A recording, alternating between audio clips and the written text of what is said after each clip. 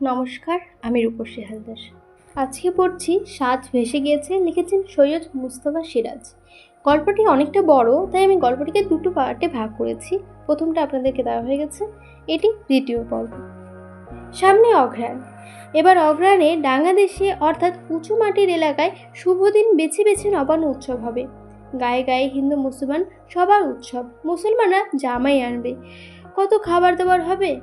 হবে না শুধু মাদারহাটি, নতুন গা, নপাড়া, রামেশ্বরপুর এলাকার ভানভাসা গাগুলোতে পচা ধানের কোটো গন্ধে বাতাস ভরা এখানে।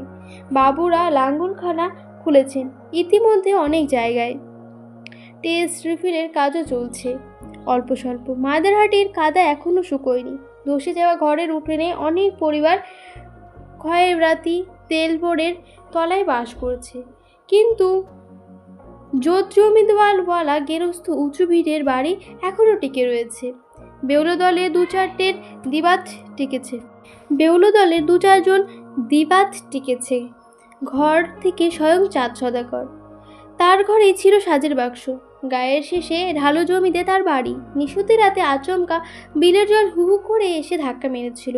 কোনো মতে বউ আর 5 বাচ্চাকে কাচ্চা বাচ্চা জালে বাঁচতে পেরেছিল। তার প্রায় সবাই ভেসে গেছে, কিন্তু গতর আছে যখন সব করে নেবে। আবার ঘর বানাতে পারবে, জমিতে চৈতালি ফলাতে পারবে, তাই সে নিয়ে ভাবনা নেই। ভাবনা সাজ ভেসে গেছে। 150-200 টাকার কমেও এই বাজারে পুরো সাজ হবে না। কিছুটা চাঁদায়, কিছুটা কয়েক পয়সার আসরের বাইরায় টাকা জমিয়ে আগের বছর নতুন সাজ কেনা হয়েছিল। হারমোনিয়াম, তবলা, ঢোল, করতাল ভাগ্যিস ছিল আকাশ আলীর বাড়ি। উঁচু ভিটে তাদের, সামনের খামার না উঠোনটিতেও উঁচু।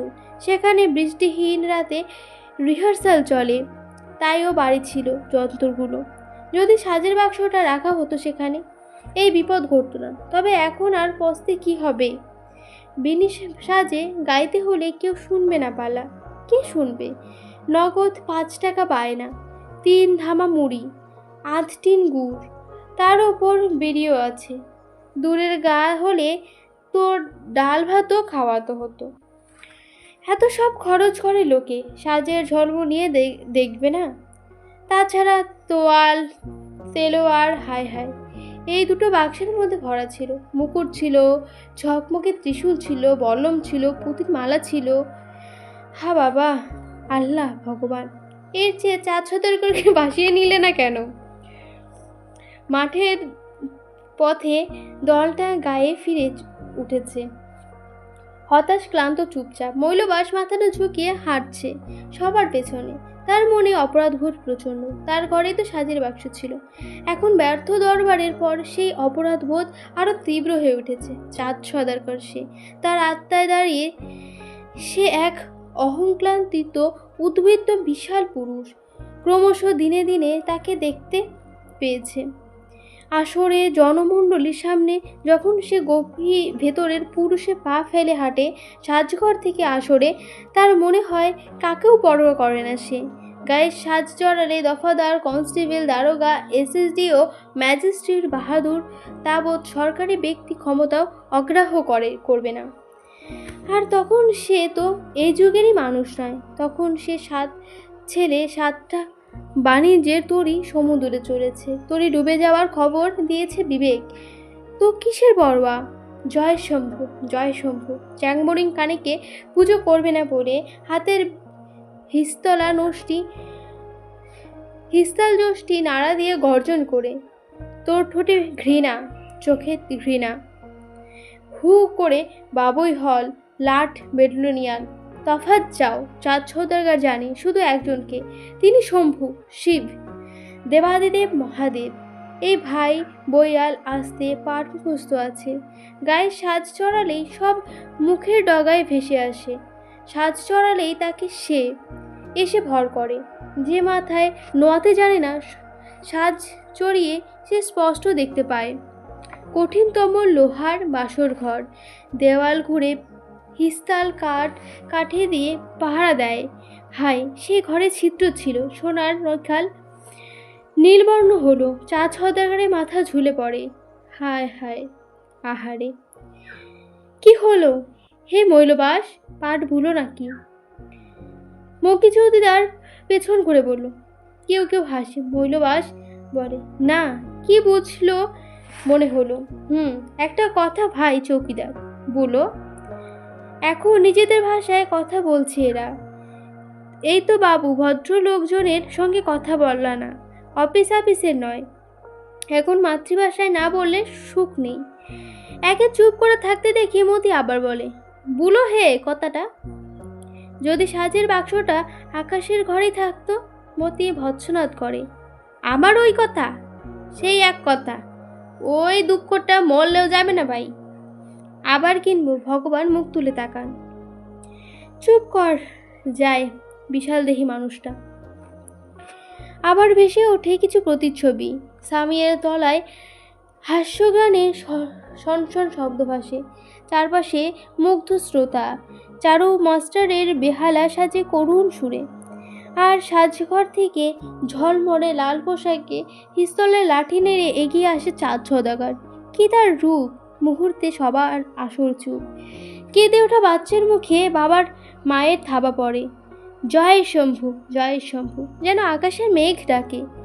সাজের বাক্সটা আবার তোমার মাথাটা খারাপ হয়ে যাবে মৈলবাস, সাবধান। এবার চুপ। ক্রমশ মাঠ ধাপে ধাপে নেমে যাচ্ছে নাবাল অঞ্চলের দিকে। দেখতে দেখতে সূর্য ডুবেছে। ধূসর আলোয় দূরে গ্রাম কালো হয়ে আসছে। ধান পচার গন্ধ, পলির গন্ধ, মরা জানোয়ারের হাড়গোড়ের গন্ধ। নাক ঢেকে দলটা চুপচাপ থাকে। সবার পেছনে মৈলবাস। এবং একটু পরেই হায় রে, আহা হা হা। মতি আবারও ঘোরে। কিছু কিছু বলো না। কি বললে? হা হা হা। তার বুকটা জখম হয়ে যেন। বাংলাদেশে নবান্নের মরশুম, এবার তাদের ফাঁকা যাবে। অন্য দল এসে গাইবে। তারা হবে শ্রোতা। গভীর ঈষাদ চনমন করবে। ফটিক চাঁদ কুমোরার মতো কারুর না করে যেন। তার মতো হনুমান সাজুক না। কে সাজে? আবার পেছনে ডুকরে ওঠা চাপা আঁকে। আহ হা হা হা। মতি চৌকিদার অফিসারকে বলেছিল, এখন শরীরে ব্যামো, ভেতরটা ঝাঁঝরাই বটে। 7 বছর ধরে মৈলবাদ চাঁদ সওদাগরের পাঠ করে আসছে। এই 7 বছর ধরে মালনা, লক্ষিণী, 7 বছর আগের জসিনী আসার প্রায় শেষ লড়াই হয়েছে গঙ্গার পূর্ব পাড়ের প্রখ্যাত কুস্তিগীর মোহিনীবাবুর সঙ্গে। কি সব মারাত্মক প্যাচ জানতো মোহিনীবাবু। এমনভাবে ফেলে দিত যে তারপর বাড়ি থেকে ফিরে থুরথুর করে রক্ত পড়ত। প্রথমটা গ্রাহ্য করেন, পরে বুকে ব্যথা বাড়লে ডাক্তার দেখিয়েছিলেন। বুকের ছবি তুলেছিল। পাঁজরের একটা কাটে ভেঙে গেছে। সেই ভাঙা পাঁজর নিয়ে 7 বছর কাটাচ্ছে। কলজেতে একটু দাগ পড়েছে এখনো। গতর খাটতে মাঝে মাঝে টাটানি টের পায়। বোঝা তুলতে কষ্ট হয়। জোরে চেঁচাতে গিয়ে দম আটকায়। অথচ সেদিন থেকে চাঁদ সওদাগরের সাজে গায়ে জড়ালো। যেন ভাঙা ঝাঁঝরা শরীরের মধ্যে এসে দাঁড়ালো এক বিশাল শক্তি পুরুষ। যতক্ষণ সাজ গায়ে থাকতো ততক্ষণ সেই যেন বীর্যবান দুপুরুষ পুরুষ। মেঘের মধ্যে হাঁকালেও দম আটকায় না। আসরে দেবী মনসার সামনে ভাঙা পাঁজরের হাতের থাপ্পড় মেরে সগর্জনে বলে, 7টা পুত্র সন্তান আমার, 7খানা বখরের পাঁজর। ভাঙবি তো ভাঙ রে বুড়ি চেংমুড়ি। তবু কভু ভুক্ষু পেপ নাই। সামনের মাটিতে জলে লাথি মারে সে। টের পায়রা কলজেটা চড়াত করে ওঠে কিনা। কিছু আসরের পর দিনে মাঠের জমিতে হাল বাইবার সময় হঠাৎ খামচানি ব্যথা বুকের মাঝখানে। হাত চেপে সে দোল দাবাই করে। ইস, হেট হেট। সে ব্যথাটা এতক্ষণ অন্ধকার মাঠে জেগে উঠেছে। মৈলবাস কোকিয়ে উঠতে পাঁজরের হাতে চেপে ধরে। আহ হা হা হা। মতি ভাবছে, সাজের বাক্সখানা দুঃখে কাকড়ে লোকটা। বাহান্তুল্লাও ভাবতাই। আকাশ আলী, নারায়ণবাবু আর সবাই। জল কাদায় পা ঠেলা শব্দ উঠেছে। চারদিকে জোনাকি উঠছে। দূরে শেয়াল ডাকে উঠল। কোলে এক কোমর জল। একে একে পার হয়ে যায় সবাই। ওপার বাঁধ জায়গার জায়গায় ধসে পড়েছে। আর মোটে 1 মাইল দূরে গ্রাম। বাঁধে উঠল মতি চৌকিদার বলে, এসব বিড়ি খেয়ে নি। দেশলাই চেয়ালে কেউ কেউ বিড়ি ধরায়। বই আর বলে, চাঁদ সদাগর বিড়ি লাও হে। মতিও ডাকে, কই হে লখাইয়ের বাপ, মুখ ধুয়ো মুখ করো। আকাশ বড় নক্ষত্রপুঞ্জ। এই হেমন্তের রাত, বাঁধের ওপর শুকনো মাটিতে বসে পড়ল সবাই। নক্ষত্র দেখতে বিড়ি টানছে। পাশে জুতো রেখেছে, কাপড় উড়ু পর্যন্ত গোছানো। যা জলকাদা, নিচে ঘন পাটবন, বন্যায় গলা অবধি ডুবেছিল। অন্ধকার পাটবনের উপর জোনাকির আলো। আকাশ আলী দেখতে দেখতে ডাকে, পিতা ঠাকুর, ইহো দেখো তোমার সাজ। আবার মুখ তুলে আকাশ দেখে। আকাশ আলী বা লখাইয়ের হাসতে হাসতে বলে, পিতা ঠাকুর হে, পারবে নাকি ওই সাজ নকশাখানা দেখে? রসিকমতি রসিকতার সাড়া দিয়ে বলে, তোমার পিতা ঠাকুর নাল রং পছন্দ। সেবারে খগড়ার বাজারে সাহাবাবুর সাজের দোকানে আমার পছন্দ হলো একখানা জামা, ওই রকম কালার, ওপরে সোনালি কাজ করা, বুঝলে, খাঁটি বেলভেটের। আমি বুঝলাম দাম তো 500 টাকা। তাই বলছিলাম, মৌলবাস টাকা থাকলে ওই সাজটাই নিতাম, তোমারে যা মানায় তো।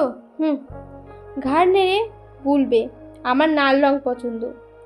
বইয়াল বলে, পালোয়ান লাল রঙেরই ভক্ত। আকাশ ফের ডাকে, কই বাপ, পিতা ঠাকুর, লখাই এত ডাকছে, কথা বলছো না কেন? তারপর খোঁজ পড়ে যায়, সবাই ডাকাডাকি করে। দলে তো নেই, কখন পিছনে পড়লো কেউ দেখেনি। মোদি চেঁচিয়ে ডাকে, মৌলবাস হে, হে, এই। অন্ধকার সাথে জলকাদার পৃথিবীতে ডাকটা কেঁপে কেঁপে মিলিয়ে যায়। এই পরিব্যাপ্ত অন্ধকারের কোথায় একা থেকে গেল অভিমানী ক্ষুদ্র স্বাধীন বিশাল মানুষ? ফটিক, কুম্ভকার, নখাই আর বৈখাল খালের জলে নামে। পারে ওঠে 3 জন একগাল ডাকে, হেই হেই। আলোর পথে পা বাড়াতেই ঠেক্কায় খেয়ে মতি পড়ে যায়। চেঁচিয়ে ওঠে মৌলবাস, ও মৌলবাস, পড়ে আছো কেন ভাই? কি হলো তোমার, কি হয়েছে? লখাই দেশলাই জালে মুখের ওপর, ঠোঁটে দুপাশ রক্ত দিয়ে হাঁপাচ্ছে বিশাল সে পুরুষ। নাকি বিশাল সে পুরুষের ঘরমাটিও চাট। সাঝি অনেক কষ্টে বলে, পা পিছলে পড়েছিলাম, আমি বাঁচবো না। মতি কেঁদে উঠে বলে, রেতের বেলা জল কাদার রাস্তায় এমন করে হাঁটে ভাই? বুঝেছি, ওই কথাটাই তোমারে খেয়ে গেল, ওই ভাবনাটাই তোমার বিনেশ করলে। হা হা। 3 জন ধরাধরি করে বই নিয়ে চলে চাঁদ সদাগরকে। পাঁজর ভাঙ্গা কলজের দাগ ধরা শরীর থেকে গভীরতম দুঃখের মতো রক্ত গড়ায় কষবে। এবার প্রকৃতি নিজের হাতে তাকে শেষবার লাল পোশাক পরিয়ে দিচ্ছে। তবু সে বিড়বিড় করে বারবার, সাজের বাক্সখানা ভেসে গেল, সাজের বাক্সটা। গল্পটা এখানে শেষ হয়ে গেল। গল্পটা কেমন হলো অবশ্যই জানাবেন। আমি আমার নিজের অভিজ্ঞতা যদি বলতে চাই, তো একটা মানুষের কাছে, একটা আর্টিস্টের কাছে তার যে শিক্ষাটা রয়েছে, তা যে করে, তার উপরে কতটা ভালোবাসা থাকলে একটা সাজের বাক্সের জন্য নিজের জীবনটাও এইভাবে দিয়ে দিতে পরোয়া করে না, অনেক বড় ব্যাপার। তো গল্পটা এখানে শেষ হয়ে গেছে। ভালো লাগলো অবশ্যই একটা লাইক কমেন্ট সাবস্ক্রাইব করে দেবেন। আসছি আজকে, ধন্যবাদ।